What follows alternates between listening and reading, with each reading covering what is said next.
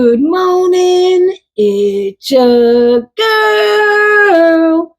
And woo, do I got a lot of heat for y'all. Stay tuned. It's gonna get hot.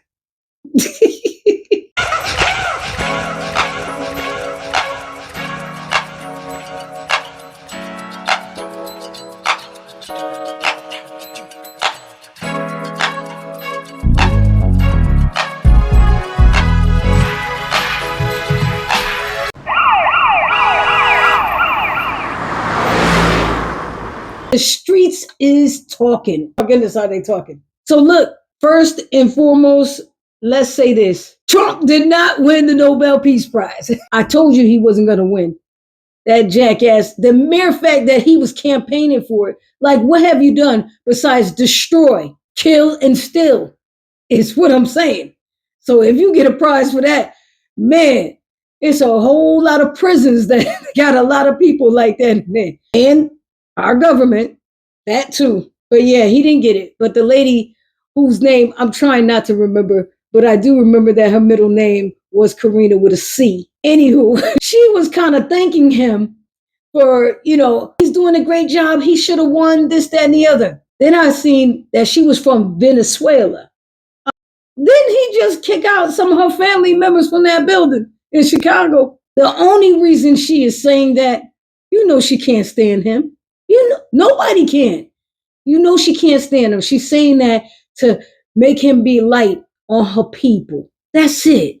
That's all they do. Appease him so they can feel better. He really should have won, but she ain't giving it up.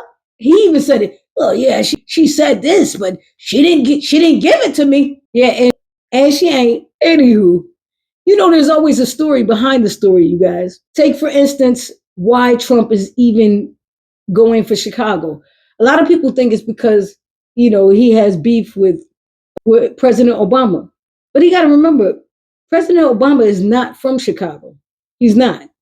He married his wife. Him and Michelle is from Chicago, and they moved there, period. That's it. That's his ties to Chicago. And he was like an alderman there. That's it.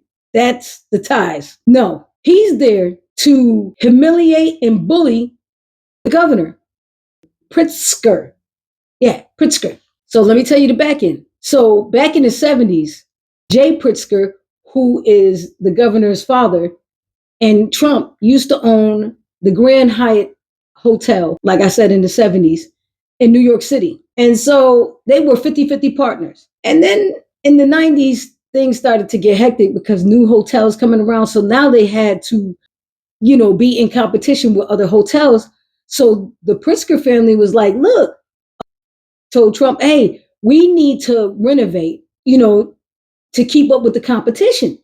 We haven't renovated in a long time. So it's time. It's over like 20 years. It's time to renovate. Well, Trump didn't want to because he didn't have the money. At that time, he was actually filing for bankruptcy. Surprised? No. He's done it at least 7 times, 7 or 8, right?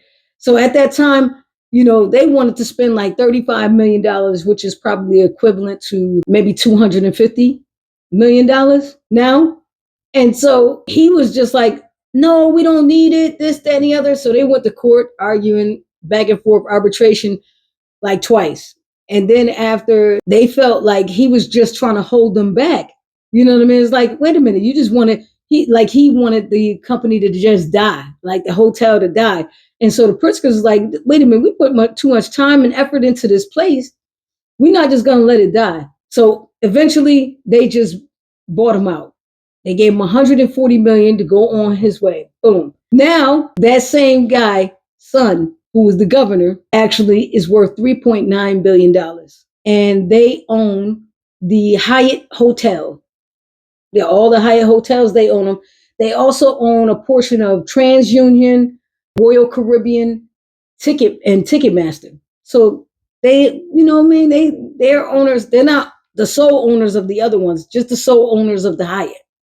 So they got a little bit of bread. You know what I mean? So that's the backstory on why he's so adamant about going to Chicago. That, and of course, Chicago is on his list of test cities to test the military power on the streets. Now, we're going to get into that later on. But yeah, that's one of the things. The biggest thing is not because of Obama, it's really because of the Pritzker family. He's still upset.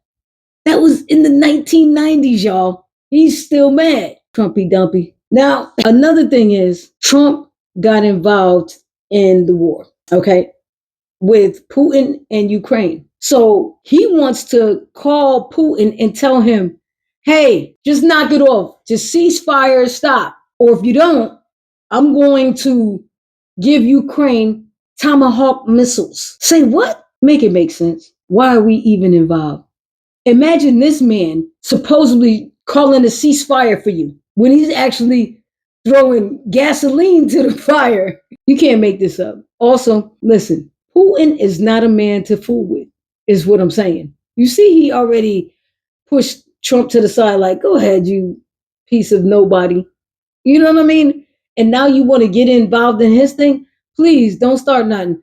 And look, if Russia, if you listening, Mr. Putin, President Putin, or Margot Lau is in Florida, make sure you get the calculations to get there and not anywhere else, because that's him and him only.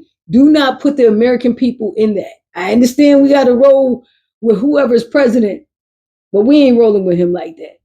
Okay, and the people that are rolling with him like that, yeah, they kind of special. You can't make this up, y'all. Also, Trump had to roll back a few things.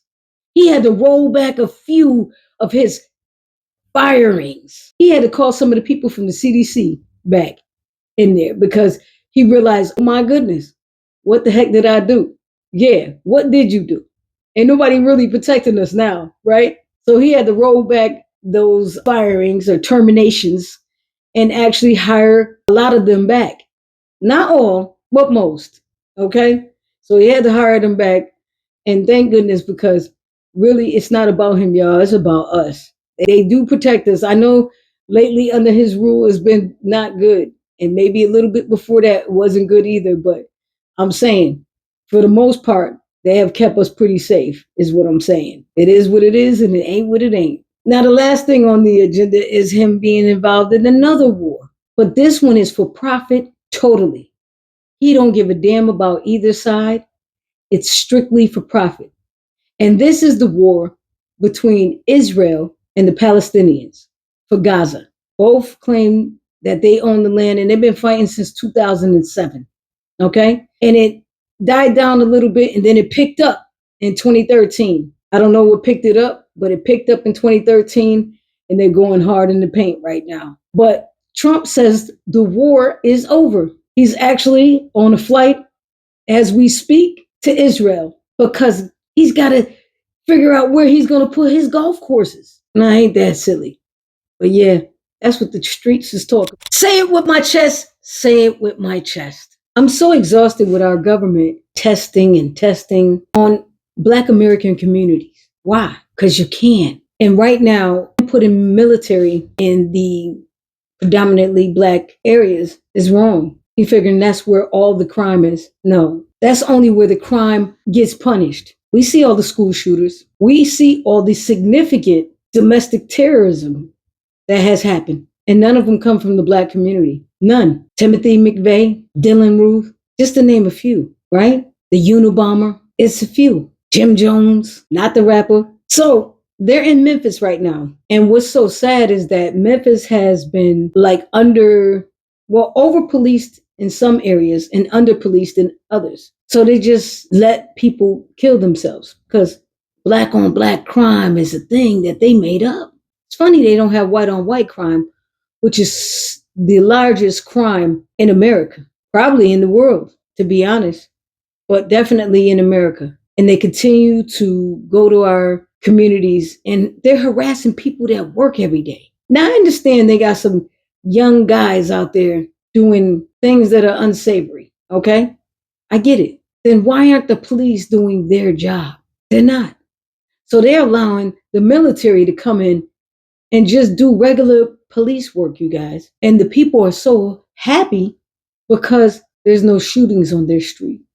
Their kids can actually play outside without worrying if there's going to be gunshots. That's a very disturbing thing. All kids should be able to go out and play. I know I did, and I'm from the projects. I played every day outside. So it's sad to hear that they almost want to thank him, but at the same time, they also understand that he doesn't give a damn about them.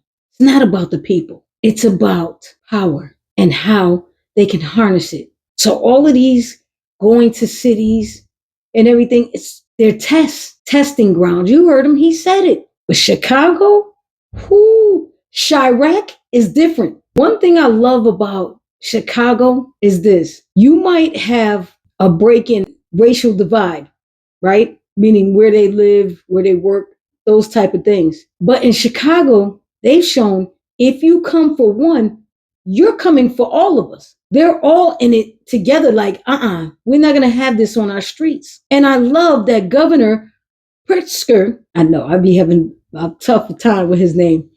Governor Pritzker actually sued Trump so that he can't just put soldiers on the streets because he know it's going to make it more tense. Because when you're looking at Chicago, you only think of the black crime, right? Yeah. You don't know about the mob, is what I'm saying. The mafia, yes. It's large out there. It's very large, is what I'm saying. What I love is the unity. They might not like each other, but when it comes to their city, not anybody's going to come through. So look, if your city is next, y'all better find a way to stick together, because if not, you are encouraging and helping them test for martial law, a true dictatorship. I'm just saying it with my chest. Alrighty, it's that time for me to go. Man, it's been chilly, but I always leave you with a word. So here's the word. We may not look alike, but if cut, we'll bleed the same. It'll feel the same. It's probably going to have to get stitched up the same. The whole thing is this. Before there is an ethnicity,